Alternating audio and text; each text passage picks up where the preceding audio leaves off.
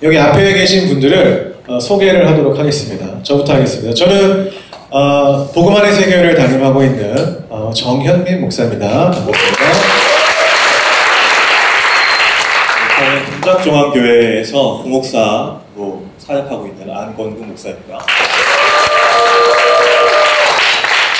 저는 반월전원교회에서 부목사로 사역하는 김지훈 목사입니다. 감사합니다. 네, 선결되어 있는 오현철입니다. 여러분 보셨죠? 혼자 안 일어나는 거. 네. 지금 약간 후회하고 있어요. 먼저 첫 번째 질문으로 시작을 할 겁니다. 여러분 이런 식의 설교를 처음 들어보죠? 저도 준비하면서 궁금했던 게 뭐냐면은 이게 한국교회에서 지금 진행은 안 되는데 과연 우리가 하는 이 방식의 예배가 성경적인가 성경적이지 않은가에서 고민을 했어요. 그래서 우리 성결대학교 설교학 교수님이신 오현철 교수님을 제가 모셨습니다. 교수님, 이렇게 저희가 설교를 하는 게 괜찮은가요? 네, 만약 예수님이나 예수님의 제자들이 우리 이 모임에 왔으면, 아니면 여러분들의 교회 평상시 우리 주일 예배나 모임에 갔으면 굉장히 낯설어 하셨을 거예요. 왜냐하면 우리 같이 예배 안 하셨으니까, 우리 같이 설교 안 하셨죠. 초대교회, 우리가 흠모하는 초대교회는 세팅된 교회가 아니에요. 오늘 우리가 하다 보면 마이크가 안 나오기도 하고 영상이 안 나오기도 하고 드럼이 박살나기도 하고 이렇게 하지만 당시에 뭐 BGM이 있었겠어요? 뭐 교회 에어컨이 나왔겠어요? 오히려 그냥 골목 어귀에서, 시장 한 구덩이에서, 그냥 지붕 위에서 이렇게 모였던 것이 예배의 처소였고 예배의 한 형태였을 거고, 심지어 종교개혁 시기에 어마어마한 부흥을 우리가 했을 거라고 기대하잖아요. 말씀으로 회귀했을 거라고 생각하는데 천만의 말씀이거든요. 여러 기록들을 보면. 그래서 사실은 예수님도 또는 성경의 많은 사도들이나 선지자들이 했던 그 설교와 예배의 방식은 한두 사람 앉혀놓고 대화하고 질문에 답하고 또 문제가 있으면 거기에 대해서 같이 울고 하는 그런 방식이었을 거예요. 아마 이 컨퍼런스가 준비하고 있는 Q&A 방식에 더 가까운 형태가 아니었을까. 근데 나중에 이제 교회가 사람도 많아지고 제도화되면서 우리에게 익숙한 방식으로 갖추었을 뿐인데 사실은 예수님과 고대 사도들에게는 더 낯선 방식이었겠다 싶은 거고요. 성경은 우리가 읽어봐서 알지만 우리의 그 질문, 수없이 많은 질문과 고민과 신음과 애통에 대한 답변이잖아요. 하나님의 답변이고 바울의 답변이고 예수님의 답변이고, 하나님은 가장 좋은 답변으로 예수를 보내신 거기도 하니까 Q&A 방식은 굉장히 성경적이다. 할렐루야. 그러면 저희가 신학적인 동의를 얻어서 시작해 보도록 하겠습니다. 네. 여기는 총 15가지 질문지가 있습니다. 사실 여러분들이 진짜 많은 질문을 하셨고요. 그 카테고리가 굉장히 비슷했어요. 저희가 이걸 추렸는데 총 15가지가 나왔고요. 저에게 주어진 시간은 오늘 모든 예배를 9시 이전에 끝낼 생각입니다. 무조건. 돌아가는 분들 있고 저희도 여기를 대여해서 쓰는 거기 때문에 정리를 해야 돼요. 최대한 많은 그리고 건강한 조심스러운 답변을 할 겁니다. 자, 여러분 들을 준비가 되셨습니까? 네. 여기 좀 포천 들을 준비 됐죠? 네. 제가 그 교회 가봤어요. 근데 그 교회에 수련회 때 간 게 아니라 어느 교회가 포천 성교교를 빌려서 수련회를 했는데 제가 그 교회를 갔어요. 거기 설교한 적이 있어요. 네, 그러니까 제가 아는 교회라는 겁니다. 자, 잘 반응해 주셨으면 좋겠습니다. 찬양팀, 그런 거 제일 싫은 거 있죠. 찬양 열심히 하고 가는데 막 졸고 있고, 네, 뒤통수를 때려요. 자, 지금부터 시작하도록 하겠습니다. 자, PPT, 네, 긴장하시고. 첫 번째 질문입니다. 원하는 바를 기도하지만 하나님께서 응답을 주시지 않는 경우가 굉장히 많습니다. 네. 이때 우리가 기우제를 지내는 것처럼 응답받을 때까지 기도를 해야 되는 건가요? 아니면은 멈춰야 하는 건가요? 라는 질문을 어떤 분께서 기도에 대해서 해주셨습니다. 자, 우리 김지훈 목사님부터 답변을 하면 좋을 것 같습니다. 일단 관계성을 생각해 보아야 할 것 같아요. 만약에 어떤 친밀한 사람이 여러분에게 친하니까 무엇을 쉽게 요구하고 안 들어주면 삐지고 화내고 심지어 협박까지 하고 그러다가 또 웃으며 아부한다면 이 어떤 그 관계는 올바른 관계라고 여러분은 생각하십니까? 아니면 이 사람이 정말 하나를 어떻게 보는 거야? 이 사람 뭐지? 하면서 좀 이상한 관계라고 생각하시지 않겠어요? 만약 하나님께 원하는 바를 기도할 때에 하나님이시니까 이해하시겠지 하며 좀 전에 제가 말씀드린 사람과 같은 모습으로 기도하신다면 이것은 어떤 신앙이 아니라 주술에 가깝지 않을까 저는 생각을 합니다. 어떤 이제 사람과 긴밀한 관계를 가지고 살아간다는 것은 어떤 기쁜 일이 있을 때 함께 기뻐해주고 슬플 때 함께 울어주고 그러니까 내 뜻을 관철하는 것이 아니라 상대방의 뜻을 먼저 이해하고 알고자 하는 것이 친구요 더불어 살아가는 긴밀한 관계라고 저는 생각하는데요. 그렇다면 하나님과의 이 긴밀한 관계 속에서 하나님께 기도 드릴 때에 어떻게 하는 것이 좋겠습니까? 하나님께서 어떨 때 아파하실지 생각해요. 또 어떻게 할 때 기뻐하실지 생각해요. 또 하나님의 뜻은 무엇인지 듣고자 기도하는 것이 옳지 않나 저는 생각을 해봅니다. 이렇게 먼저 하나님과의 긴밀한 관계 속에서 기도하신다면 하나님께서도 그 기도자의 그 마음을 아시고 하나님께서 그 기도자의 생각보다 그 뜻보다 더 선한 길로 응답해 주실 것이라고 저는 생각합니다. 네, 이걸 정리를 하면은 이런 것 같아요. 제가 듣기에는 야고보서 어디에 보면은 너희가 정욕을 위해서 기도하는 건 내가 들어주지 않는다는 내용이 있어요. 그래서 이제 우리의 기도가 하나님의 뜻에 부합하는 건지 그렇지 않은 건지를 먼저 돌아보라는 말씀으로 들렸습니다. 혹시 안범건 목사님은 이 질문에 대해서 어떻게 좀 답변을 해주실 것 같습니까? 일단은 김지훈 목사님이 말씀하실 때 좀 지루하다라는 거. 저만 그랬는지 모르겠습니다.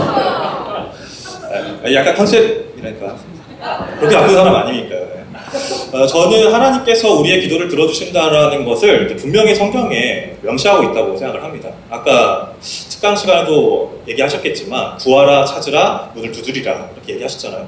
분명히 하나님께서는 이렇게 구하고 찾고 두드리면 주신다라고 하는 기도 제목도 주셨어요. 그러니까 그렇게 하면 이루어 주신다는 얘기도 하셨는데 안타까운 거는 모든 기도가 거기에 부합되지는 않는다는 게 참 안타까운 일이라는 거죠.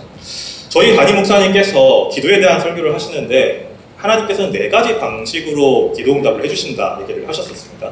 첫 번째는 yes, 응답을 해주시는 거고, 두 번째는 no, 세 번째는 wait, 기다려라, 그리고 네 번째는 전혀 다른 방법의 응답을 해주신다라는 거였어요. 근데 하나님께서 그럼 우리 보통 삶에서 어떤 응답을 제일 많이 해주실까 생각을 하면 왠지 모르게 저는 기다림이나 전혀 다른 방식이 아닐까라는 생각을 가끔씩 해봅니다. 이거 약간 제 경험에서 나오는 건데 제가 성결대학교라는 대학에서 졸업을 했어요. 성결대학교라는 대학을. 근데 제가 대학을 다닐 때만 해도 별로 좋은 신학생이 아니었습니다. 그래서 공부를 정말 안 했어요. 관심이 없었어요. 그래서 제때 졸업을 못했습니다. 이 문제가 뭐였냐면 내려가셔야겠는데요. 아주 부끄럽죠. 네, 제때 졸업을 못했는데 교수님 계셔서 죄송한데 제때 졸업을 못했는데 왜 못했냐면 이렇게 필수로 들어야 되는 강의가 있었어요. 그걸 안 들어버린 거예요. 그 한 과목. 그러니까 이 한 과목 때문에 200만 원인가 300만 원을 내야 되는 상황이 왔어요. 예, 근데 제가 그걸 언제 알게 됐냐면 다음날 제가 새벽 예배 인도를 하기 전날 전화가 와서 알게 됐어요. 그러니까 상황은 이미 끝났고 제가 할 수 있는 건 아무것도 없는 상황에 이 소식을 듣게 된 거예요. 다음날 제가 새벽 예배 인도했잖아요. 어떻게 인도했을까요? 불로 인도했습니다. 하나님! 이렇게 기도를 들어주십시오. 제가 단상에서 기도를 하는데 저희 어머니가 이제 제가 아버지가 목사님이셔서 아버지 교회에서 이제 생활을 하고 있는데 저희 어머니가 제 기도를 들으시고 나서 무슨 생각을 하셨냐면 얘가 무슨 일이 있구나. 없으면 이렇게 간절하게 기도할 수 없다. 할 정도로 제가 정말 콧물 흘려가면서 하나님 기도했어요. 하나님, 제가 정말 하나님 말씀대로 잘 살겠습니다. 다만 이거 한 번만 넘어가주게 해주십시오. 이거 해주실 수 있잖아요.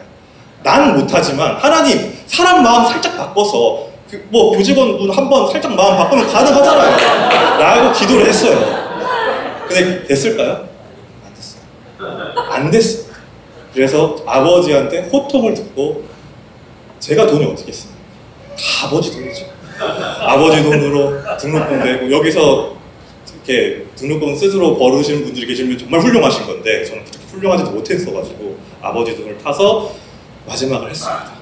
그리고 나서 하나님에 대해서 제 기도에 대해서 생각을 해봤는데 어떤 생각을 했냐면은 제가 그때 느낀 하나님의 응답은 비록 하나님이 제가 울부짖는 기도를 들어주시지 않았지만 제가 비록 그 대학을 졸업하는 건 실패했지만 이 실패를 통해서 나를 실패자로 만들진 않으시려고 했나 보다라는 생각을 하게 되었어요. 그러니까 제가 이걸 몰랐으면 제가 사실 되게 게으르고 좀 안 좋은 습관들이 있거든요. 그러니까 그런 습관들 때문에 사실 대학을 졸업 못한 건데 이걸 깨닫고 나니까 악착같이 그런 위기의 순간들이 올 때 이후로는 신경을 쓰게 되는 거예요. 아, 이거 위험하겠는데? 이렇게 하면 안 되겠는데? 라고 깨달아지는 거예요. 그러면서 하나님이 나를 실패의 길이를 보여줬지만 실패자로 만들진 않으시려고 이 기도를 안 들어주셨나 보다 라는 생각을 하게 되었습니다. 정리를 하자면 정리를 하면은 기도라는 게 우리가 하나님한테 무언가를 취득하려고만 하는 행위가 아니라는 거예요. 그게 응답이 안 돼도 그 과정에서 깨달은 게 있고 본인의 약간 그 게으름, 죄악들 회개했겠죠. 눈물 콧물. 예, 그리고 아직 꼭 하고 싶은 말씀이 있는데 자꾸 끼어드시네요. 길어가지고 죄송합니다. 지겨운 날 지루해서 죄송합니다. 근데 이 말씀 꼭 드리고 싶어요. 제가 오늘 이 기도에 대해서 말씀을 주신 분에게 꼭 드리고 싶은 대답은 뭐냐면 여러분들이 기도하실 때 두 가지를 명심하셔서 기도하셨으면 좋겠다는 생각을 해요. 첫 번째는 하나님의 음성에 대한 민감성이에요. 그러니까 하나님이 나에게 어떤 응답을 주시던 그것이 내 응답이라는 민감성을 가지고 이게 내 응답인지 아닌지를 판별할 수 있었으면 좋겠어요. 그러니까 아니면 아닌 걸로 넘어갈 수도 있어야 되고 기면 긴 걸로 가져갈 수도 있어야 돼서 기다림도 필요한 거고 다른 응답도 필요한 거라는 걸 꼭 기억하셨으면 좋겠고 또 하나는 기도 후에 꼭 내가 한 기도를 이룰 수 있게 노력하셨으면 좋겠습니다. 근데 그냥 기도하고 하나님께 맡기는 게 기도가 아니라 내가 하나님께 기도했으면 내가 그 기도를 이루기 위해 노력하는 것도 기도의 한 몫이라는 걸 꼭 기억하셔서 그 두 가지를 같이 꼭 하셨으면 저기 응답받을 때까지 무한 반복해야 되나요가 아니라 응답을 받는 그 순간이 분명히 찾아올 건데 그게 하나님의 뜻 안에 찾아올 거라는 거 그걸 제가 오늘 꼭 말씀을 드리고 싶었습니다. 교수님 뭐 하실 말씀 제자들이 너무 잘해서 넘어가도 되나요? 넘어가도 됩니다. 왜냐면 마지막에 하는 게 안 좋네요. 다 자기들이 다 얘기해버리니까. 보통은 하나님께서 응답 안 하셔요. 제가 거의 60 가까이 살았지만 응답하신 경우보다는 10대, 20대는 응답을 많이 하신 것 같다고 느꼈는데 점점 살수록 응답 안 하시는 분이구나 라는 걸 알게 돼요. 깨닫게 됐던 것 같아요. 그래서 각자 도생이다. Q&A에서 뭐 들을 것도 있겠지만 그리고 아까 실패 얘기도 좀 도움이 되는 게 수신 여러분과 제가 하나님은 사실 들려주는데 못 알아먹을 때도 있을 거 아니에요. 응답하시는데 못 알아듣는 경우도 있고 왜냐하면 이제 출력이 문제가 아니라 수신기가 문제니까 그래서 뭐 아니면은 내가 원하는 답이 있으니까 하나님은 응답하시고 들려주시는데 아니 이건 아니야 라고 선택을 안 하게 되니까 응답을 안 한 거라고 판단될 수도 있어서 실패 얘기도 아까 우리 안 목사님 얘기했는데 사역자들이 와서 이제 졸업생들 4학년들 우리 찬양팀에도 있고 가끔 보이는데 세훈이도 보이고 근데 4학년들이 이제 신대원을 가야 된다 뭐 사역을 가야 된다라고 고민하는 사람도 있고 첫 사역이라고 걱정하는 사람도 있는데요. 제가 늘 하는 말은 go and fail 가서 실패해. 네가 뭘 배웠다고 얼마나 많이 준비했다고 얼마나 겸비했다고 가서 성공할 거라고 생각해. 아마 실패할 거니까 너무 실패 안 하려고 두려워하는 거니까 그냥 가서 실패해도 괜찮으니까 안 목사님 얘기했죠. 실패하면 교훈과 그 값이 있으니까 그렇게 각자 도생에 성공하시기를. 네, 감사합니다. 저는 개인적으로 충분한 답이 됐을 거라 생각하고 다음 질문 넘어가겠습니다.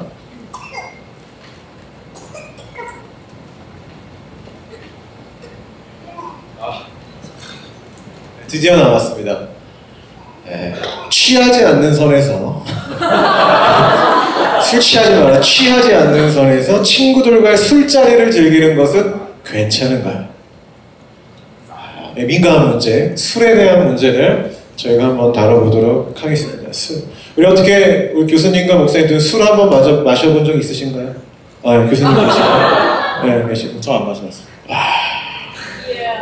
눈물 콧물 기도하는데. 자, 그러면은 마셔본 자의 입장부터 한번. 네. 물론 지금 마신다는 게 아니다. 과거에 거듭나기 전에 뭐 그때 어떻게 아니 아까 먼저 했죠. 예. 아 근데 좀 가위바위보 할까요? 굳이 이렇게 숨어서 먹어야 하는가? 네?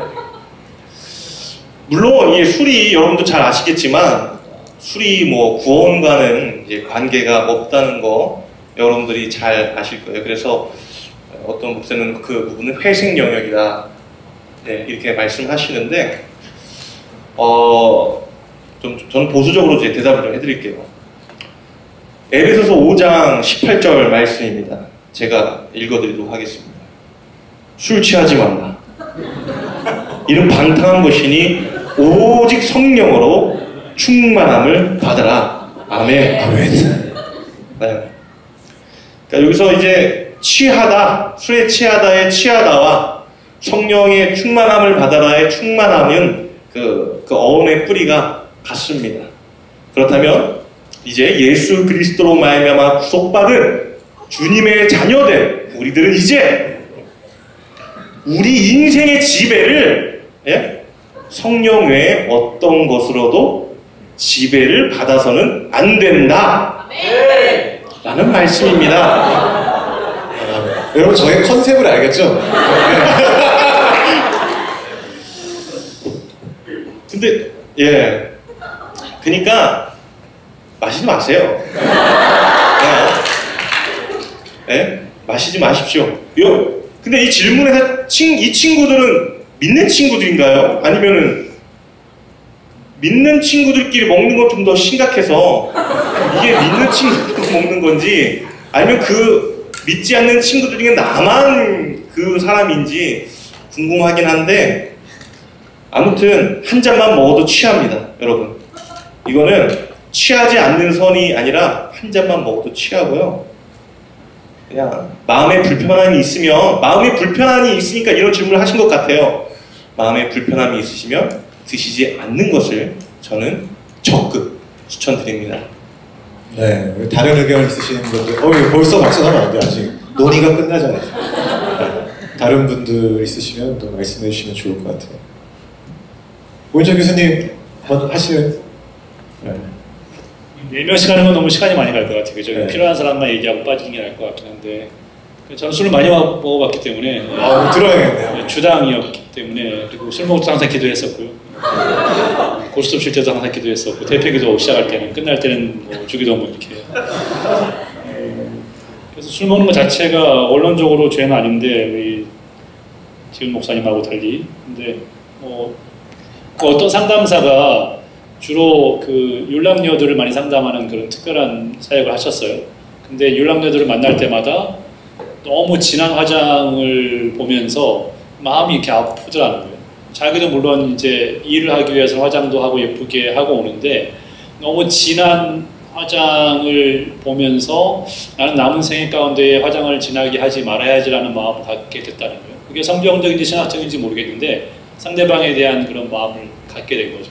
제가 성결대학교에 편입해서 공부를 시작했던 그 옛날에 많은 동료들이 그 점심을 못 먹는 거를 많이 갖고 또 신학생들 중에는 여러분들도 포함해서 뭐 이렇게 어쨌든 가난한 친구들도 많고 하다 보니 점심을 제대로 못 먹는 친구들이 주변에 많이 있어서 저는 이제 한 10년 공부를 하고 신학을 했기 때문에 이제 제가 한참 형이고 했었지만 그래서 그런 모습을 보고 말씀을 읽는 중에 제 마음의 결심은 내가 재학 기간에는 1,000원 이상, 그때는 1,000원으로도 먹을 수 있었어요. 내가 학식을 1,000원 이상은 먹지 말아야지. 왜냐면 못 먹는 사람도 있으니까. 나름의 결단을 했었던 것 같은데 저는 술 문제, 담배 문제 이런 것들도 그런 차원에서 접근하는 게 어떻겠는가 생각합니다. 먹어도 괜찮지만. 오케이. 네, 그럼 저는 성경적인 답변을 또 추가하겠습니다. 우리가 아디아포라는 게 있어요. 이게 뭐냐면 진리는 아니지만은 그리스도인이 지켜야 될 것들 중에 하나입니다. 근데 이 지켜야 될 기준이 뭐냐면은 이웃이에요. 고린도전서에서 우상에게 바친 그 음식을 먹어도 되느냐 안 되느냐 문제에서 바울이 된다 상관없다라고 말을 하지만은 그런데 나는 이걸 내가 먹음으로 어떤 행위를 함으로 믿음이 연약한 자가 좀 시험을 든다면은 나는 그걸 포기할 자유가 있다. 그래서 나는 포기하겠다라는 좀 더 높은 차원의 어떤 신앙생활을 보여주거든요. 저는 우리나라의 생태계는 그런 것 같아요. 우리나라 생태계는 죄는 아니지만은 우리가 그런 높은 신앙의 이웃을 위해서 아직 연약한 자들을 위해서 그런 신앙을 추구해야 될 필요성 좀 있지 않은가라고 싶어요. 반대로 여러분이 뭐 술을 먹어도 된다라고 말을 했을 때 그럼 제가 목회자잖아요. 우리 한잔하고 올라와서 설교하면 은혜가 될까요? 똑같은 문제라는 거예요. 그런 측면에서 여러분들이 그리스도인이라는 것을 주변에 오픈했다라면은 우리나라에서는 아직까지는 그게 조금 허용이 안 되니까 참아주시면 좋지 않을까 싶습니다. 네. 우리 목사님 한번 뽑으실래요? 네.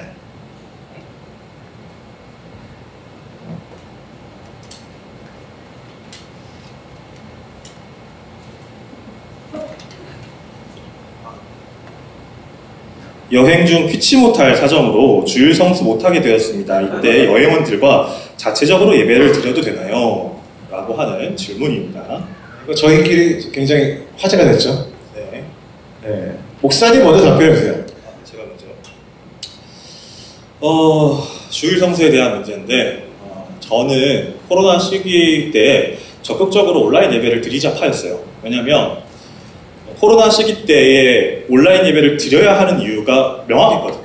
왜냐면 세상 사람들도 자기의 가야 될 곳, 만나야 될 사람, 귀한 곳들을 끊고 다른 사람을 만나지 않는 것을 목표로 했었기 때문에 그걸 우리가 단순히 하나님께 예배 드릴 수 있는 방법이 있는데도 불구하고 전혀 그걸 포기하지 못해서 그냥 무조건 교회에 나오는 걸 저는 선호를 하진 않았어요.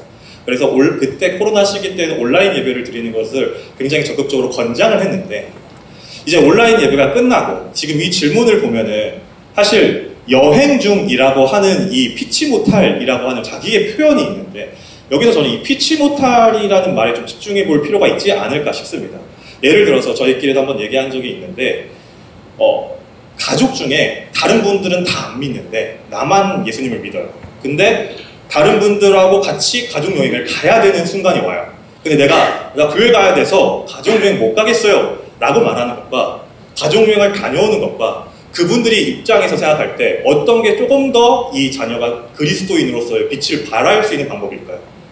그런 고민들이 이 피치 못할에 들어간다면 저는 이 여행 충분히 생각해 볼 만하다고 생각을 하는데 이 주제를 주신 분은 여행원들과 자체적으로 예배를 드려도 되나요? 라는 표현을 썼어요. 이 부분에 대해서 제가 한 가지만 말씀을 드리고 제가 다른 분 얘기를 넘어가면 좋겠다고 생각을 하는데 사마리아 여인과의 예수님 대화가 있습니다. 거기서 사마리아 여인과 예수님 대화할 때 예수님의 놀라움을 깨달은 사마리아 여인이 이런 얘기를 해요. 우리 조상들은 그리심산에서 예배를 드렸고 당신의 조상들은 예루살렘에서 지금도 예배를 드리고 있지 않습니까? 라고 얘기를 할 때 예수님께서 우리가 너무나 잘 알고 있는 얘기를 하시죠. 아버지께 참되게 예배하는 자들은 영과 진리로 예배할 때가 오나니 곧 이때라 아버지께서는 자기에게 이렇게 예배하는 자들을 찾으시느니라. 하나님은 영이시니 예배하는 자가 영과 진리로 예배할지니라. 하나님은 어디서나 우리에게 있지만 영과 진리로 우리가 예배할 수 있는 공간에 우리가 어디에 있어도 영과 진리로 하나님께 예배할 수 있을 때 그게 진짜 예배가 된다는 거예요. 반대로 말하면 우리가 교회에 나오든 이 자리에 있던 우리의 마음이 영과 진리가 안 돼 있다면 그건 진짜 예배인가라는 고민도 함께 해봐야 되는 거라고 저는 생각을 하거든요. 그러니까 저 자리에 갔을 때 얼만큼 자신이 하나님 앞에 떳떳한 예배를 드릴 수 있는가. 내가 정말 자신 있게 내 양심의 거리낌 없이 와 하나님 지금 내가 비록 여행을 와 있고 그럼 호텔에 있고 4명이 앉아 있지만 우리 지금 여기서 헌금들을 드리고요. 지금 주보도 만들었습니다. 우리 예배를 받아주시옵소서를 할지에 대해서 생각을 해볼 필요가 있다는 겁니다. 만약에 그러한 떳떳함이 여러분에게 있고 이 질문을 하신 분에게 있다면 저는 그렇게 예배 드려도 된다고 봐요. 그런데 혹여나 내 양심에 자꾸 거리낌이 생긴다. 내 양심에 불편함이 생긴다. 내가 예배를 드리는 것 같지 않은 감정이 자꾸 든다면 그 여행을 다시 한번 고려해 보는 것도 하나의 방법이 되지 않을까 생각을 해봅니다. 네, 지금 목사님 반격 한번 하시죠. 반격이요? 네. 반격이요? 동의하고요. 이런 생각을, 그러니까 우리가 주일 성수를 얘기할 때 사실 뭘 먼저 우리가 생각하냐 생각해보면 교회를 먼저 생각하지 않습니까? 그래서 우린 주일 성수를 한다고 하면 어디를 간다고 얘기하죠? 교회 간다고 얘기하죠. 그런데 우리가 왜 이 주일 성수를, 그러니까 주일날은 교회를 가야 한다고 이제 생각을 하게 됐는가를 생각해 봤을 때, 이런 어떤 성서적인 이유보다도 우리가 아주 옛날부터 들려오던 그 전설적인 이야기를 통하여서 우리가 이런 생각들을 가지게 되지 않았을까 제 생각들을 합니다. 뭐 예를 들면 내가 주일날 정말 피치 못할 사정으로 빠져야 할 수밖에 없는 상황이었지만 그럼에도 불구하고 주일 성수를 지켰더니 가게가 대박이 났다. 네. 혹은 내가 정말 피치 못할 사정으로 인하여서 주일 성수를 지키지 못하였더니 가게가 망했다. 어떤 이런 주일 성수의 본질적인 이런, 저 동의합니다. 안국 목사님 말씀하신 것처럼 어떤 예배의 본질적인 의미보다도 축복과 저주의 의미로서 주일 성수를 사실 많이 인식했던 것 같아요. 그래서 저런 질문이 나오지 않았을까라는 생각을 합니다. 그래서 안국국 목사님 말씀을 기억하셔서 자유하시기 바랍니다. 믿음 안에서 자유하셨으면 좋겠습니다. 좀 반대입니다. 네. 왜냐면은 제가 사회자인데 제가 반대하는 이유는 뭐냐면은 이게 이론은 맞아요. 이론은 맞지만은 체득이 안 된 그리스도인이 대부분이에요, 사실은. 여러분, 여행 저게 가능하려면은 여러분 평일에도 집에서 혼자 예배를 드리는 습관이 있어야 돼요. 사실은요. 그래야만 저게 가능합니다. 근데 여러분 솔직히 얘기해서 합니까? 내가 우리 핑계처럼 들리거든요. 핑계. 저기 여행 중은 선택이잖아요. 여행은 나의 선택이잖아요. 저게 피치 못할 사정이다라고 말하는 거는 저는 조금 의심이 되고, 우리가 보통 삶의 예배라고 했을 때 경건이라는 것이 내가 혼자 하나님과의 깊은 그 임재 가운데 들어갈 수 없기 때문에 사실 교회라는 제도가 있는 거거든요. 공동체라는 제도가 있는 거고, 그렇기 때문에 저는 좀 반대를 해요. 우리가 거기까지 지금 한국 교회가 신앙이 그렇게까지 올라오지 않았다. 한 번만 지금 하나만 더 질문할게요. 나 매일 혼자서 경건생활 30분씩 하는 사람, 큐티나 기도생활 하신 분 있습니까? 손 들어주세요. 없잖아요. 그럼 어떻게 예배 드리려고요? 하나님을 내가 살면서 예배를 그렇게 못 드리면요, 저기에서 누가 예배를 인도할까요? 누가 예배를 인도할까요? 누가 설교할까요? 그런 거 없을 것 같아요. 제가 볼 때 그냥 형식적으로. 차라리 어느 교회를 가겠습니다 라고 이렇게 차라리 가는 게 낫지, 자체적으로 예배를 드리는 거는 전 반대입니다. 진짜 갈 수밖에 없는 상황이어서, 아까 말한 것처럼 부모님이 안 믿는데 그런 상황이어서 아니면은 선교지까지는 조금 봐줄만 하죠. 그렇다면 차라리 교회를 가라고 싶어요. 지금까지는. 저는 반대입니다. 저는 너무 우리 여기 계신 분들의 신앙을 얕잡아 보시는 발언이라고 생각합니다. 왜냐면은 반격 준비하겠습니다. 할 수 있죠. 여기 계신 분들이 오늘 솔직히 생각해 보십시오. 오늘 8월 15일이에요. 여러분 쉬는 날입니다. 여기 앉아 계세요. 이게 예배입니다. 교회잖아요. 그러니까 이게 우리가 예배를 프로그래밍을 했고 여러분이 거의 수혜자로서 있는 거죠. 근데 저거는 개념이 다르다라는 거예요. 여러분이 그것을 줘야 되는 입장이 누군가가 해야 된다라는 거죠. 여러분, 제가 솔직히 목사라는 직업이요, 만만한 게 아니에요. 설교고 뭔가 하나님을 전달하는 게 다른 누군가에게 이게 얼마나 긴장이 되고 얼마나 이 부담이 되는지 아십니까? 부담 되잖아요. 들어보세요. 방금 저희가 오현주 교수님께 뭘 여쭤봤습니까? 이런 설교 방식 괜찮냐? 그럼 4명이 모여서 이런 설교를 하면서 예배를 드린다? 괜찮지 않을까요? 근데 논점을 흐린 겁니다. 저희는 신학적인 전문 훈련을 받았고 그만큼의 투자, 솔직히 몇 천만 원 투자했거든요. 신학을 공부하는데. 근데 저기서 말하는 질문들은 일반 성도예요. 일반 성도가 아까 제가 조사했듯이 경건생활 30분도 안 된다. 그럼 성경을 안 읽는다는 얘기거든요. 어떻게 보면은. 무슨 예배가 어떻게 될까요? 저는 현상을 말하는 거, 무시가 아니라 그냥 우리의 현상이 그렇다라는 거죠.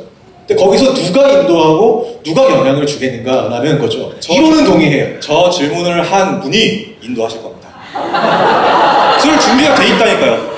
그래서 저희가 나온 얘기가 있어요. 나온 얘기가 진짜 담임 목사님한테 진짜 그걸 얘기해서 담임 목사님 가서 예배를 드릴 수 있도록 미리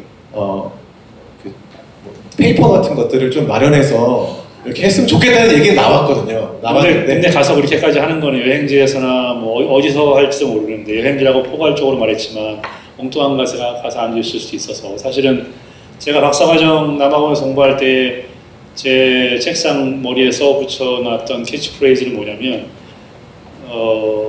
공부가 나의 예배이고 좋은 논문 쓰는 게 나의 사역입니다 였거든요.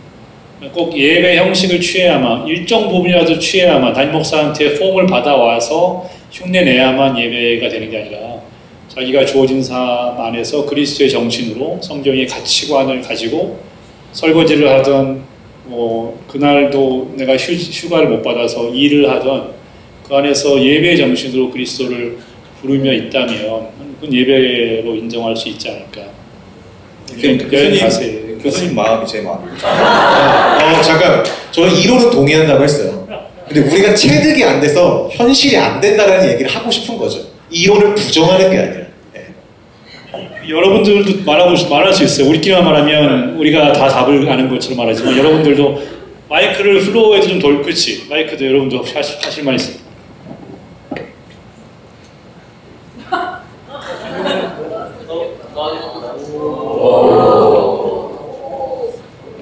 제 사례인데, 가족여행을 이제 제가 전역을 하고 19년도에 유럽 여행을, 첫 가족여행으로 이제 2주를 계획을 하고 갔는데 스위스를 갔습니다. 근데 스위스는 중립국가여서 총 이제 불어, 영어, 뭐 이탈리아 여러 가지 언어를 사용하는 사람들이 많더라고요. 그래서 가족끼리 교회를 찾아다녔습니다. 총 4곳을 찾아다녔는데 뭘 하는지를 못 알아먹겠어서, 그래서 이제 가족끼리 이제 부모님 회의한 결과 우리끼리 예배를 드리자, 그렇게 해서 통기타를 그때 가지고 갔었는데, 그렇게 해서 이제 스위스의 자연을 바라보면서 이제 예배를 했는데, 사실 제 생각은 이제, 그래서 이제 교수님이 말씀하셨던 것처럼 그냥 예배의 형식이 어떠한 뭐 굳이 찬양과 설교 뭐 헌금증 다 있어야 되는 게 아니라 그냥 돌아다니면서 기타 치고 하나님을 생각하는 것이 예배가 아닌가라는 생각이. 보십시오.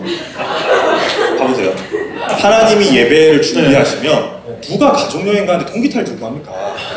통기타를 들고 가서 거기서 기타를 치면서 찬양을 하지 않습니까? 우리는 누군가 얘기를 들을 때 그 사람의 배경을 알아야 돼요. 저분 신학대학원 공부한 사람이에요. 그러니까 그렇게 저렇게 할 수 있는 건데, 실제로 일반 성도, 일반 청년들의 그런 분위기가 형성이 안 된다는 거 잘. 자, 신학대학생 아닌 사람, 일반 청년 중에 누구 한마디. 네. 저의 얘기를 드리자면은, 제가 21년도 군번으로 군대를 갔다 왔습니다. 제가 코로나 시국이었고, 저희 부대 안에 교회가 없었습니다. 그래서 처음에는 군수과장이라는 소령분을 이제 모시고, 그분이 이제 어느 한 교회 집사님이셨고, 그분을 통해서 예배를 진행을 하다가 그분이 이제 부대를 떠나게 되는 일이 생겨서, 이제 제가 대표로 이제 그곳에 나오던 한 8명, 9명을 이끌고 예배를 진행을 했습니다. 저는 사실 그냥 교회에 다니던 일반 고등학생이었고 대학생이었는데, 그 예배를 진행을 하면서 단순히 그냥 옆에 기타를 치던 제 선임을 앉혀놓고 제 앞에 단순히 교회를 다녀봤다는 친구 교회 기도를 한 걸 시키고, 저희는 그저 성경을 읽는 걸로 그 주일 예배를 대신 했었는데, 그렇다면 그것은 저 또한 이제 준비되지 못한 상황이었긴 하지만 그것 또한 좀 예배였다고 생각을 들거든요. 그건 저도 인정해요. 왜냐하면 그건 확실히 군이라는 제도권이 선택이 없잖아요. 저도 민통사 안에서 2년 동안 있었거든요. 교회가 없어서 창고에서 기타 치고 예배를 드렸어요. 그거 내가 어떻게 할 수 없는 상황이잖아요. 근데 이건 자유가 있고, 만약에 해외가 아니라 국내라고 했을 때는 저는 교회로 가는 게 더 안전한 거라고 생각하는 거예요. 그게 현실적으로. 아무튼 그렇습니다. 목사님이 피치 모타를 잘 이해를 못하신 것 같아요.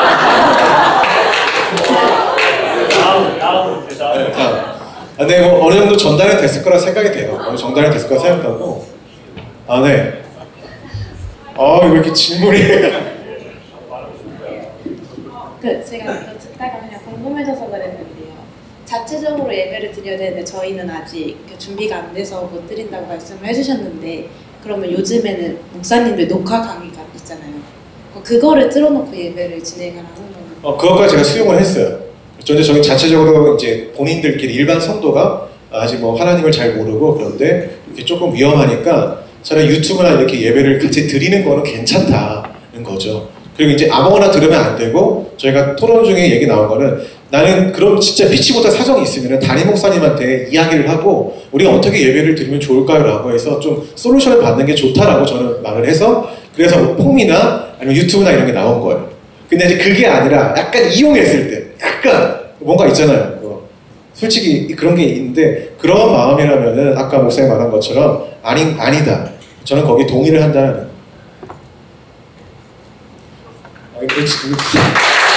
제가 사회 보겠습니다.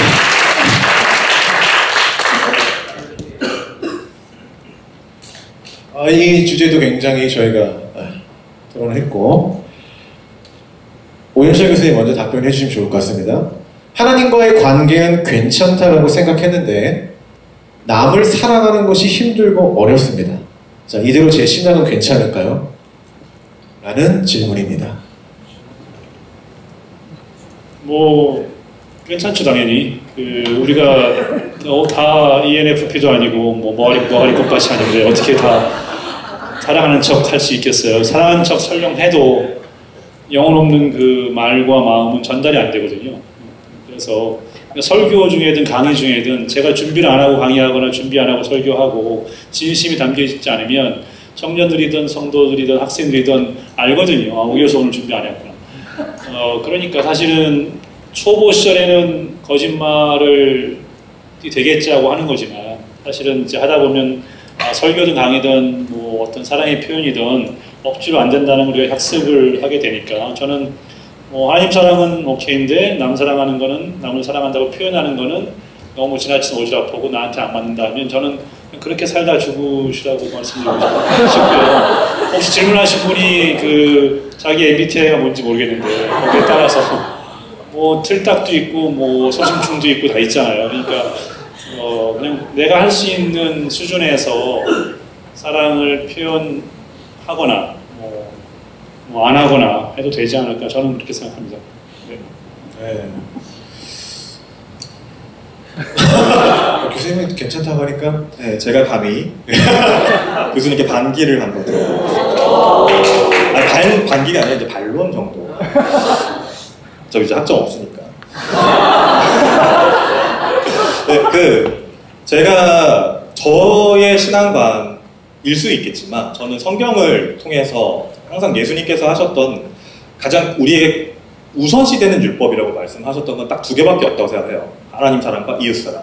근데 이 이웃 사랑의 개념을 사도 바울이라든지 야고보는 조금 더 강조를 했던 것들이 있습니다. 성경 말씀을 갖고 왔는데 피차 사랑의 빛 외에는 아무에게든지 아무 빛도 지지 말라. 남을 사랑하는 자는 율법을 다 이루었느니라. 로마서 13장 8절. 온 율법은 내 이웃 사랑하기를 내 자신같이 하라 하신 한 말씀에서 이루어졌나니. 갈라디아서 5장 14절. 너희가 만일 성경에 기록된 대로 내 이웃 사랑하기를 내 몸과 같이 하라 하신 최고의 법을 지키면 잘하는 것이거니와. 야고보서 2장 8절 말씀입니다. 제가 이렇게 말씀을 좀 드리는 것은 사실 교수님 말씀도 저는 충분히 이해가 갑니다. 왜냐하면 제가 INSP예요. 그래서 되게 소심해요. 그리고 되게 좀 이렇게 지금 여러분들 아실지 모르지만 저 굉장히 떨고 있고 여러분들 눈을 안 보고 있어요. 그렇게 좀 소심하고 약간 좀 이렇게 약한 존재인데 그럼에도 불구하고 제가 이 자리에 자꾸 나오려고 하고 여러분들과 함께 이런 수련회나 아니면 컨퍼런스를 자꾸 진행을 하려고 하는 이유가 뭐냐면 이게 제가 생각하는 하나님의 사랑을 이루는 방법이기 때문에 내가 내 이웃과 함께 동행하지 않는 삶을 내가 과연 하나님 사랑을 어떻게 증명할 수 있을까라고 보기 때문에 저는 이런 자리든지 아니면 계속 이웃사랑에서 여기 질문이 몇 개 더 있을 텐데 이웃사랑에서 계속 강조를 하게 됩니다. 그리고 저는 아까 말씀드렸던 것처럼 결국은 하나님 사랑을 우리가 예배라고 생각하진 않잖아요. 예배 잘 드리면 하나님 사랑을 완전히 이뤘습니다. 기도 잘하면 하나님 사랑을 이뤘습니다. 이렇게 생각은 하지 않잖아요.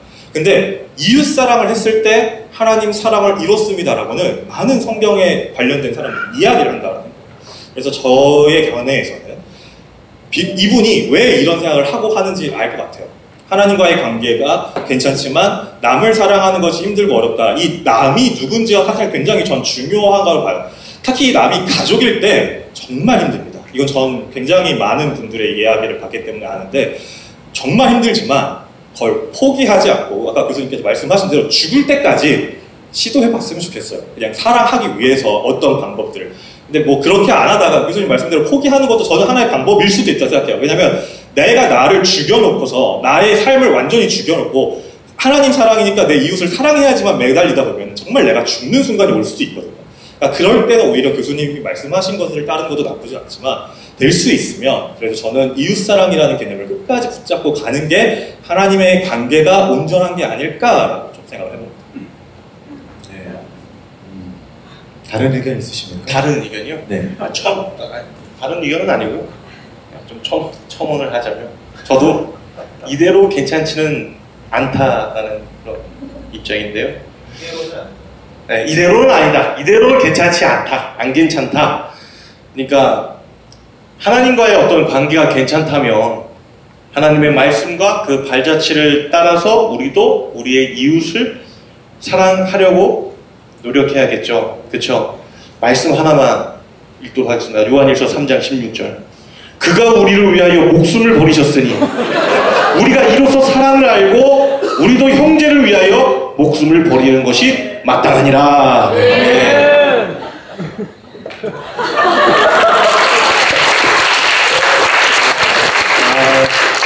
포기를 하지 말자. 네, 그 정도로 정리를 하면 좋을 것 같습니다. 자, 한번 좀 쉬어가는 타임으로 혹시 앉아 계신 분들 중에 신앙의 질문이 있으신 분들 있으면은 표현해 주시면은 마이크를 가져다 주기로 하겠습니다. 저 뒷분이 먼저 드셔서.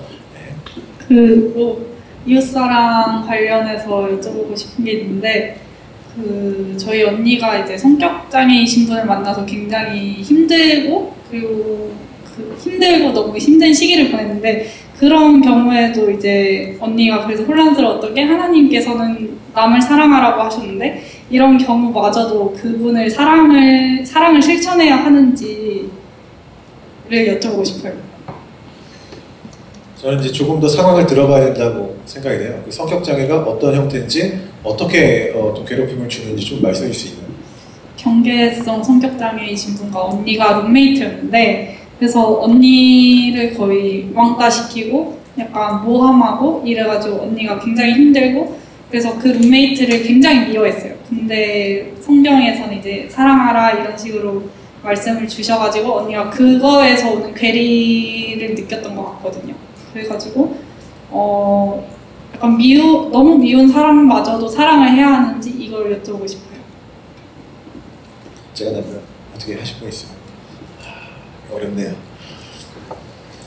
저는 제가 룸메를 바꿔야죠. 룸메를 바꿔야 네, 룸메를 바꾸는 방법이 있고 어쨌든 그 내 현실 수준 제가 가끔 질문 받는 것 중에 하나는 제 20대 때 여러 번 말할 때 이런 데로 돌아가거나 그러면 어떻게 할 거냐는 질문을 받는데 처음에 받을 때는 당황스럽고 어떤 답을 해야지 예쁠까 이런 생각을 했었지만 여러 번 받고 지금 제 나이에 생각해 보는 거는 지금은 제가 모든 것이 조금 갖춰지고 조금 준비되어지고 좀 채워진 상태에서 과거를 돌아보는 거잖아요.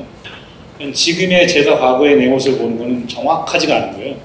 20대 나는 지금보다 훨씬 형편없었고 훨씬 준비가 안 됐고 훨씬 모자란 게 많았을 그럴 때였단 말이에요. 그렇기 때문에 그때 내게 똑같은 상황이 주어진다면 저는 아마도 똑같은 선택과 똑같은 실수와 똑같은 결정을 했을 거라는 거를 지금은 조금 어렴풋이 알 것 같아요.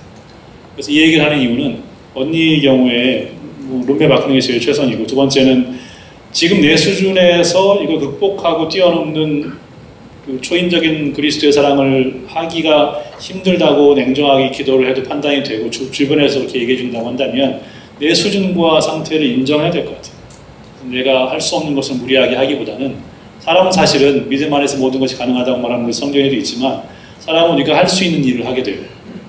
그것이 굉장히 보편적이고 상식적인 거예요. 그래서 그것이 죄책이 아니고 내가 다른 영역에서는 초인적인 힘을 발휘해서 누군가에게 기여할 수 있는 언니가 될 수 있지만 그 영역과 관계에서는 그러지 못할 수 있는 게 잘못된 게 아니라 굉장히 자연스럽다. 자유함을 좀 가졌으면 좋겠습니다. 네. 괜찮지 않아도 괜찮다. 제가 답변 떠오른 게 있어요. 제가 볼 때는 용서를 해야 될까 말까에 대한 문제가 있거든요. 폭력을 당한 거니까 그 사람의 나이가 어떤 상처를 줬으니까 내가 먼저 사랑하려면 용서가 좀 해결이 돼야 되거든요. 근데 성경이 말을 할 때 무조건적인 용서만 말을 하냐, 그건 아니에요. 사실은 신약 성경을 봐도요, 진실된 어떤 사과, 상대방이 그 예를 들어서 아까 잘못한 부분에 대해서 언니한테 사과라는 전제 조건이 있을 때 우리가 7번은 7번까지 용서를 해야 된다는 전제 조건이 있는 거거든요. 근데 이제 그런 상황이 아니라 본인 어떤 사과도 없고 단순히 계속 폭력만 하고 있는 상황이라면은 저는 당연히 떨어지라고 말씀을 하는 게 맞는 것 같아요. 근데 만약에 나중에 그분이 뭐 예수를 믿어서 내가 그때 너무 미안했다라고 이렇게 잘못을 구했을 때는 우리는 무조건 좀 받아줘야 된다. 저는 그게 사랑이라고 봅니다. 여기까지 하겠습니다.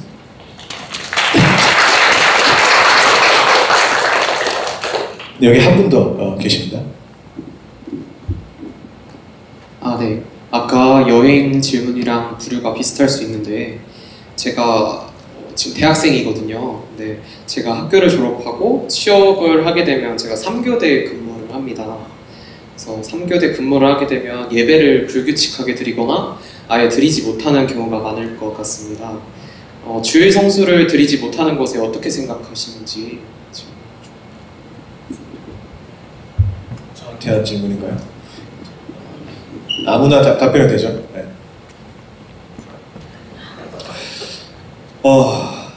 일단은 저희 교회에 비슷한 상황이 하나 있었는데 저희 교회에 조금 오랫동안 직장을 못 구한 한 여청년이 있었어요.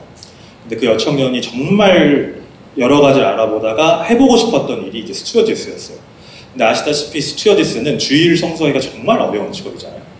근데 저희 목사님께서, 저희 아버지가 목사님이신데 저희 목사님께서 그 청년에게 스튜어디스를 안 했으면 좋겠다. 왜냐면 주일 성수를 못 할 것 같으니까 라고 말씀을 하셨어요. 근데 그 청년이 그 말이 너무 충격이어서 그 이후로 저희 목사님을 좀 많이 싫어했어요. 제가 그 장면을 보면서 무슨 생각을 하게 되었냐면 이 청년에게 어떤 대답이 정말 옳을까라는 고민을 그때 많이 하겠습니다. 왜냐면 주일 성수를 하지 말라라고 말할 수 있는 건 아니니까. 근데 저는 아까 교수님께서 말씀하신 부분이 굉장히 전 좋은 접근 방법이라고 생각을 합니다. 뭐냐면 그 청년이 이 일상에서 스튜어디스를 하면서도 비록 주일날 비행을 있을지라도 그 비행 안에서 내가 하나님께 나가는 마음으로 계속 일을 해간다면 아까 교수님 말씀하신 대로 그게 예배의 한 장면이 될 수 있다. 저는 그런 입장이거든요. 그래서 혹시나 본인이 정말로 하나님께 간절히 기도도 해보고 간절히 구해도 보고 이 일에 대해서 혹은 내가 신앙을 지키는 부분에 대해서 이렇게 했을 때 보상적인 부분까지도 생각을 해봐야 될 것 같아요. 그러니까 단순히 내가 주일날 못 지켰으니까 땡이 아니라 주일날 못 지켰으면 내가 어떻게 이 주일날 못 지킨 신앙의 시간을 다시 한번 채워볼 수 있을까라는 노력이 더해진다면 저는 그 부분 안에서 분명히 하나님이 그 지금 질문하신 청년분의 그런 마음을 아실 것 같다고 생각을 하고 그것도 하나의 예배의 방식이 될 수 있지 않을까라고 생각을 해봅니다. 반대할 건 아니고요. 저는 담임 목회자거든요. 여기 이제 부교육자. 좀 생각을 하는 게 다른 게 뭐냐면은 저는 성도들이 그런 고민이 있을 때 담임 목사님이나 또 교육자한테 오픈을 했으면 좋겠어요. 왜냐하면 저희는 주일 예배가 아니더라도 성도가 진실되게 이렇게 얘기하면 평일이라도 달려가서 같이 예배를 드릴 그런 마음과 사명이 있는 사람들이거든요. 실제로 저희 교회도 주일날 예배를 못 드리는 애가 있었어요. 계속 못 드리니까 이제 걱정이 되는 거죠. 목회자의 마음에서. 우리는 알거든요. 이게 점점 조금씩 떨어지면 계속 멀어진다는 거를 저희가 이제 많이 봤고 또 이게 한번 멀어짐이 얼마나 큰 파장을 갖고 오는 신앙적으로 그걸 알기 때문에 저랑 사모님이 아이가 없을 때 실제로 그 직장에 찾아가서 우리 카페에 있는 내려와라 우리 잠깐만 얘기하자 이렇게 잠깐 기도해주고 약간 그런 목회적인 활동을 했었거든요. 저는 이제 포천성결교회 좋은 목사님 많잖아요. 우리 정은 전사님 계시고 옆에 저분을 괴롭히시면 됩니다.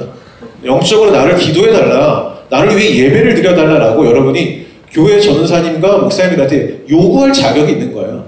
그렇게 해서 막 사역자를 괴롭혀야 돼요. 저는 그런 방식이 혼자 예배 드리기 어렵다면은 그런 방식으로라도 예배 시간을 채우면은 조금 좋지 않을까라고 말씀을 조심스럽게 드립니다. 혹시 다른 분 있나요? 뽑을까요? 네. 아, 근데 여러분 좀 이렇게 얘기들이 귀에 좀 들리시나요? 네. 아, 예. 뿌듯하네요.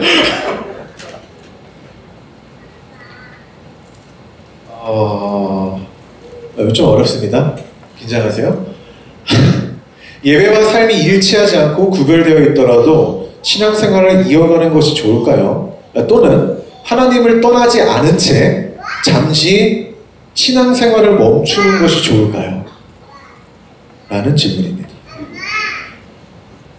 여기서의 신앙생활은 제가 우리가 볼 때는 교회 생활이라고 좀 받아들여도 될지 누가 질문했는지 모르겠지만은 그렇게 받아들여도 될 것 같습니다. 교회 생활을 잠시 멈추는 것이 좋을까요? 라는 질문입니다. 누구부터? 네, 지훈 목사님부터 한번 우리 얘기를 한번 들어볼까요? 아, 어렵네요. 네. 어려운 것 같아요. 근데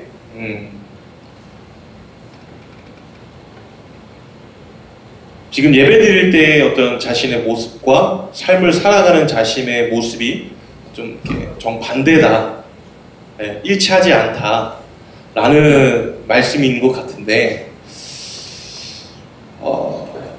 하나님과의 관계가 이제 올바르다면 이런 괴리가 일어나지 않겠죠? 그러니까 이런 질문 비슷한 것 같아요. 그러니까 여자친구라고 그 관계성을 생각해보면 제 여자친구, 저 결혼했고 여자친구 아니고 여자친구 혹은 남자친구를 생각해 한번 대입해서 생각을 해보면 좋을 것 같아요. 지금 내 여자친구 혹은 남자친구를 정말 사랑합니다. 근데 만나면 이게 정말 사랑한다고 생각하는데 사랑스럽게 대하는 것이 아니라 자꾸 사랑스럽지 않은 행동을 하는 것이죠. 그러니까 이 여자를 계속, 이 남자를 계속 사랑하기는 할 건데 헤어지지는 않을 건데 잠시 만남을 멈추는 것은 좋은가? 뭐 이런, 좀 이런 질문 아닌가? 여러분도 이런 질문을 들으면 여러분 뭐라고 답하실 것 같아요? 너 정말 그 여자를, 그 남자를 사랑하긴 하니? 라고 묻지 않을까요? 저는 그냥 그런 생각이 들어서 지금 말씀드리는 거예요. 그러니까 이런 괴리가 자꾸 일어나면 이럴 때일수록 하나님의 말씀을 붙드시고 신앙생활을 멈추는 것이 아니라 하나님과의 관계가 올바르게 회복되어질 수 있도록 자신의 이런 모습이 극복되어질 수 있도록 기도하거나 기도가 되지 않으면 지금 속해 있는 공동체 안에서 기도를 요청하시거나 혹은 담당 교역자 분들께 신앙 상담을 요청하는 것이 좀 현명하고 바람직한 모습이 되지 않을까 생각이 듭니다. 뭐 시원하진 않은데요. 안광호 목사 얘기 한번 더 들어보겠습니다. 제가 시원하게 가야죠. 제가 욕망과 영성이라는 책이 있습니다. 이 책 머릿말에 이런 말이 있어요. 예수님은 거진 이진의 삶을 살았다. 이 거진 이진이 무슨 뜻이냐면 거할 거 먼지 진, 이별 이 먼지 진이라는 말인데요. 먼지 속에 거하면서 먼지와 떨어져 있는 것, 이걸 거진 이진이라고 한다고 합니다. 그러니까 예수님은 분명히 세상 속에 거하셨어요. 그 누구보다 더 더럽고 추악한 곳에 계셨어요. 근데 분명한 건 예수님은 거기에 물든 게 아니라 거기서 분별해야 될 것과 떨어져 계셨다는 거예요. 저는 이 질문을 하신 분이 예수님을 믿고 있는 그 마음 속에서 본인이 갖고 있는 신앙생활을 한번 점검해 보셨으면 좋겠어요. 왜냐하면 이분의 질문 속에서 제가 좀 당황했던 건 하나님을 떠나지 않은 채 잠시 신앙생활을 멈추는 것, 예배와 삶이 일치하지 않을 때 삶을 선택하고 싶어서 삶을 내가 선택하는데 예배는 잠시 멀어지고 싶어요 라는 의미로 제가 봤거든요. 그러니까 오히려 하나님을 바라보는 것이 아니라 삶에서 머물면서 그냥 그 삶을 좀 더 영유하고 싶다라는 느낌으로 다가왔기 때문에 이런 말씀을 좀 드리는 건데, 저는 예수님께서 마지막에 십자가에 달려 돌아가실 때 겟세마네 동산에서 하셨던 그 말씀을, 제가 이건 여기 복음 안에 새 교회 거기서도 한번 설교를 했었는데 그걸 좀 기억을 하셨으면 좋겠습니다. 마태복음 26장 39절인데, 조금 나아가서 얼굴을 땅에 대시고 엎드려 기도하여 이르시되 내 아버지여 만일 할만하시거든 이 잔을 내게서 지나가게 하옵소서. 그러나 나의 원대로 마옵시고 아버지의 원대로 하옵소서 하시고, 예수님께서 우리한테 구원을 주시려고 하셨던 그 행동이 얼마나 아프고 힘든 일이었냐면, 예수님이 처음부터 자신이 하나님의 뜻으로 이 땅에 오셨다는 걸 인지하셨을 때도 불구하고 하나님께 구하는 거예요. 십자가에 달려 돌아가시 직전까지 이걸 안 하고 싶다. 그 정도의 고통을 체험하셨습니다. 근데도 하나님의 뜻이면 내가 이걸 하겠습니다 라고 한 게 우리의 구원이라는 거죠. 그러면 저기서 우리가 멈춰야 할 건 뭘까요? 저는 신앙생활은 아니라고 봐요. 저는 오히려 저 예배와 삶이 일치하지 않는 삶을 오히려 더 끌고 가셔서 더 많이 고민하시고 더 많이 부딪히시기를 바란다고 말씀을 드리고 싶어요. 더 많이 양심이 찔리시고 더 많이 힘드셨으면 좋겠어요. 그게 분명하게 신앙을 성장시킬 겁니다. 아니, 안 그럴 수도 있겠죠. 그러나 저는 그럴 수 있는 확률이 신앙을 버린 것보다는 훨씬 더 높다고 생각해요. 그리고 어떤 교회의 어떤 공동체인지는 잘 모르겠지만 이분의 공동체가 이것을 함께 좀 짊어지셨으면 좋겠어요. 이분의 그 고민과 이분의 힘듦, 이분이 갖고 있는 그런 생각들 때문에 이분이 갖고 신앙생활을 더 유지할 수 있는 방법들을 함께 같이 영유해 주시면 아마 지금 저 고민에서 신앙을 멈추는 게 아니라, 저는 사실 교회 생활이 신앙생활이라고 생각하는 사람은 아니거든요. 진짜 신앙생활을 하시면 진짜 신앙생활로 좀 더 변화될 수 있는 그런 방법을 찾아내시면 아까 제가 처음에 표현했던 거짓의진의 삶도 영유하시지 않을까. 분명히 있는 곳은 더럽고 추한 곳일지 모르지만 본인은 예수님이 안에 계시기 때문에 조금은 더 그들보다는 아주 조금이라도 더 구별된 모습을 살 수 있지 않을까. 약간 그런 생각을 해봐서 이 말씀 좀 드립니다.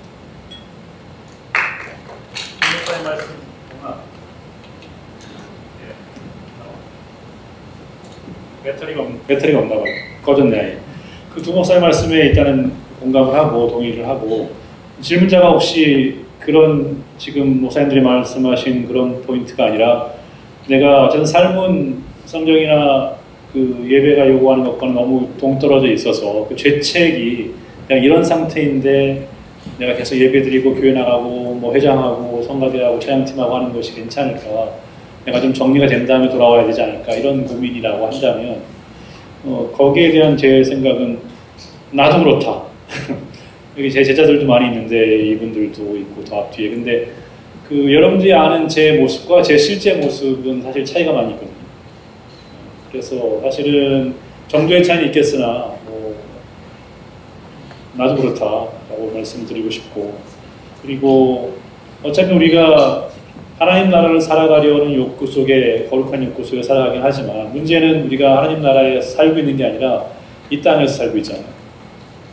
그러면 그 룸메가 이상한 언니가 있고 뭐 이런 상황 속에 살고 있단 말이에요. 하나님 나라를 이 땅에서 살아낸다는 우리의 이 상황 자체가 우리를 힘들게 하고 쉽지 않은 길을 가게 하는 거죠. 그래서 어차피 이 싸움이 이렇게 로맨틱하거나 쉬운 싸움이 아니기 때문에 혼자만 그런 죄책을 가질 필요는 없고, 오연출 교수도 너와 다를 바 없으니까 견디고, 아까 우리가 나의 하나님 찬양했던 것처럼 거룩한 욕구를 계속 포기하지 않는 거죠. 하나님 앞에 내가 하나님 더 알겠다는 욕구를, 제가 학교에서 가르치는 선생이기도 하지만 지난 60년 가까운 시간 동안에 제가 하나님을 가르치고 설교를 했지만 사실은 하나님은 그 60년의 시간 속에 저 하나를 가르치시려고 했던 것 같아서 사실은 그런 소망을 버리지 않는 한 계속 즐거우게 어려움이 있다 하더라도 그 길을 가는 게 맞지 않을까 싶습니다. 네, 감사합니다. 네. 저희가 이제 시간이 다 됐습니다. 네. 시간이 다 돼서 다음 순서로 넘어가야 되는데, 그래도 혹시 여러분들 중에 나 꼭 질문을 이걸 한번 해보고 싶은 분 계시면은 한 가지 질문 받고 Q&A 시간을 이제 마치려고 합니다. 혹시 질문하실 분 계신가요? 네. 네, 여기. 그 흡연에 관해서 질문을 드리고 싶은데 제가 군대에 대해서 군종 목사님들한테도 물어봤던 거고 유튜브 알고리즘에 떠서도 많이 봤던 건데 목사님들마다 말씀하시는 게 다 달라서 흡연에 대해서 어떻게 생각하시는지 궁금합니다. 담배 펴보셨습니까? 저는 아닙니다.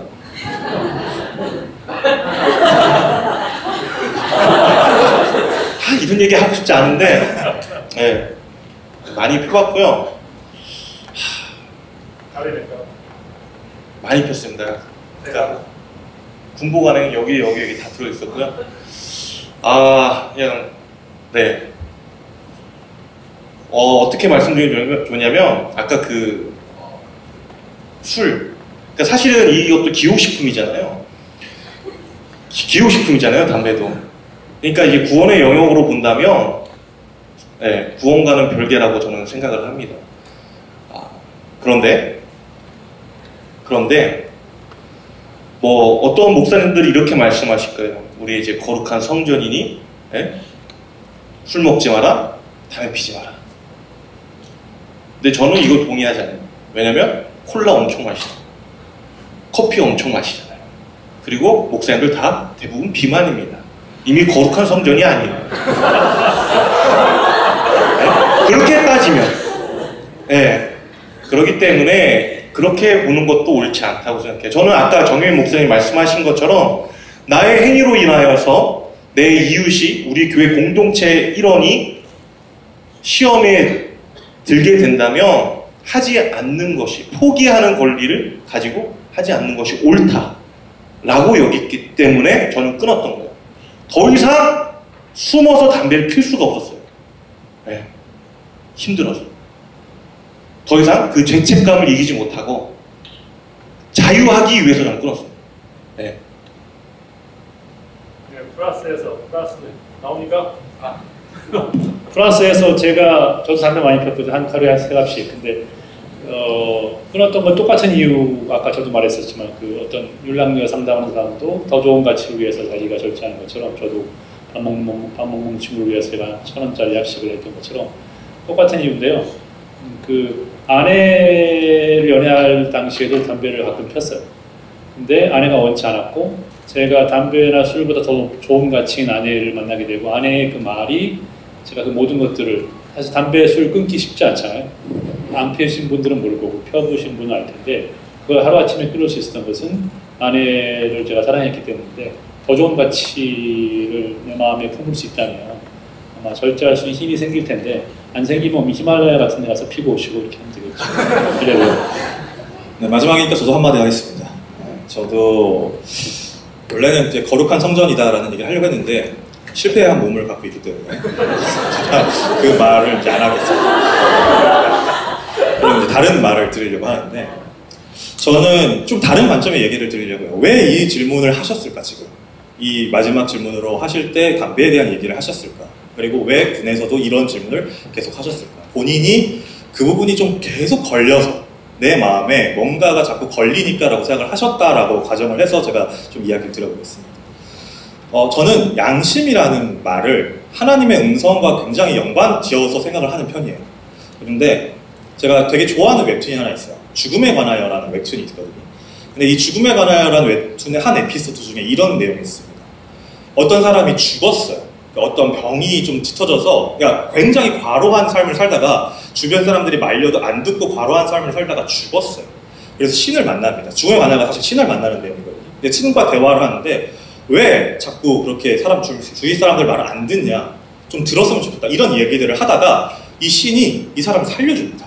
그래서 살아났어요. 근데 이제 살아났으니까 다시 일을 하려고 하는 거예요. 근데 의사 선생님이 딱 그런 말을 합니다. 당신 지금 일하면 죽을 수 있습니다. 쉬어야 됩니다. 그때 처음에 일을 하려고 딱 일어서려다가 생각을 해요. 이게 신의 음성일 수도 있겠다. 그리고 쉬려고 하는 게 이 에피소드의 마지막이거든요. 저는 하나님의 음성이라는 게 다양한 방법으로 청년분에게 다가갈 수 있다고 생각을 합니다. 어쩌면 지금 청년이 계속 양심에 찔려하는 그게 하나님의 음성일 수도 있고, 이 자리에서 저희가 안 폈으면 좋겠다라고 이야기하는 이런 말들이 하나님의 음성이 될 수도 있어요. 그러면 아까 제가 기도할 때 기도에 대한 얘기를 좀 드렸지만, 민감하게 반응할 수 있는 게 내 신앙의 모습이거든요. 내가 신앙이 얼마나 성숙되어 있냐가 사실 그 민감성에 대한 연관이 굉장히 많이 있다고 생각을 하는데, 민감하게 한번 반응을 해보시면 어떨까요? 이번 기회에. 그리고 누누이 말씀, 저는 안 폈거든요, 담배를. 근데 담배를 피셨던 분들, 혹은 제가 이제 침착맨 방송을 봤는데, 침착맨 방송 보면 막 며칠 금연 이런 것도 써 있었거든요. 금연이 얼마나 힘든 줄 알아요. 그렇기 때문에 그 힘듦을 신앙의 내 성장이라고 생각하시면서 한번 도전해보는 건 어떨까? 실패할 수 있겠죠. 많이 실패하시니까. 근데 한 번쯤 이게 하나님의 음성이라고 생각이 된다면 이번 이 시간이 한 번쯤 도전해보는 것도 나쁘진 않을 수 있겠다라는 이야기를 드리고 싶습니다. 저도 마지막이니까 짧게 안 피는 게 좋다고 생각해요. 저는 마약이라고 생각합니다. 그 중에 하나라고 생각을 하고, 저는 이제 중학교 때 아버지가 돌아가시고 나서 그런 거에 의존을 많이 했었어요. 저도 그냥 어머니가 이렇게 별거 중인 상태에서 제가 아버지랑 살았는데, 아버지가 제 옆에서 죽었거든요. 저는 혼자 살아야 된다는 그런 어떤 그 스트레스랑 압박이 있긴 있더라고요. 인간이 살다 보니까. 그러니까 그걸 의존하게 되더라고요. 굉장히 의존하게 되고 술도 의존하게 되는데, 그때 제가 교회를 갔어요, 사실은. 교회를 이제 친구 따라 교회를 가게 되었는데, 저는 예수님 믿고 그게 솔직히 단번에 끊어졌어요. 그러니까 이게 좀 일반적인 케이스가 아니라는 걸 저도 말씀드리고 싶은데, 저는 그때 예수 그리스도가 나에게 담배나 술이 주는 유익보다 더 컸고, 내가 생각하기에 약간 높은 가치를 생각을 하라고 했잖아요. 저는 그게 저에게 너무나도 큰 은혜였고, 그래서 내가 이런 곳에 내가 시간을 허비하면서 내가 좀 내 영혼을 여기에 내가 파는 듯한, 뭔가 의지하는 듯한 마음으로 내가 사는 거는 좀 아닌 것 같다는 은혜가 있었거든요, 그때 당시에. 저는 이렇게 해서 단번에 끊게 되었는데, 혹시 본인이 지금 피시나요? 그러면 그 은혜가 동일하게 있기를 저는 그냥 기도하겠습니다. 이거는 뭐 어떻게 이렇게 할 수 있는 게 아니어서 오늘 밤에 간절히 기도하도록 하겠습니다. 이제 이로써 이 시간을 좀 마치려고 합니다. 여러분 좀 도움이 되셨나요? 감사합니다. 들어주셔서 너무 감사해요. 저희도 실험이었고, 과연 이러한 방식이 얼마나 참여가 있고 얼마나 궁금할까. 또 어떤 분한테는 뭐 시원한 대답이 아닐 수도 있을 거라고 저는 생각을 합니다. 그러나 뭐 언젠가는 뭐 교수님의 말이나 목사님들의 말이 이해가 될 때가 있어요. 저희도 항상 그렇거든요. 교수님한테 배울 때는 진짜 이해가 안 됐어요. 교수님 말하는 이론, 설교의 어떤 막 그런 것도 이론이 이게 하나도 이해가 안 되는데, 저희가 사역의 현장에서 막 10년 있고 이러다 보니까 그때 왜 그런 말을 했는지 이게 이해가 될 때가 있거든요. 굳이 오늘이 아니더라도 5년 뒤나 10년 뒤에 오늘의 이야기가 갑자기 생각날 때가 있습니다. 그런 일이 있기를 꼭 주의 이름으로 축복합니다. 교수님의 고린도 준비되나요? 민수 아까 사진. 네네. 사진. 우리가 지금 토론했던 많은 내용들이 공교롭게도 고린도 전서에 담겨져 있어요. 거기에 돈 문제도, 연애 문제, 결혼 문제, 신령한 게 영적이라는 게 무엇인지, 그리스도인 목회자, 많은 우리가 다뤘던 이슈들이 신기하게 고린도전서라는 책 한 권에 담겨져 있어요. 저거 이제 오란 얘기가 아니라 마치 공교롭게 다음 주에 저런 세미나가 있어서 제가 진행하는 이제 띄운 건데요.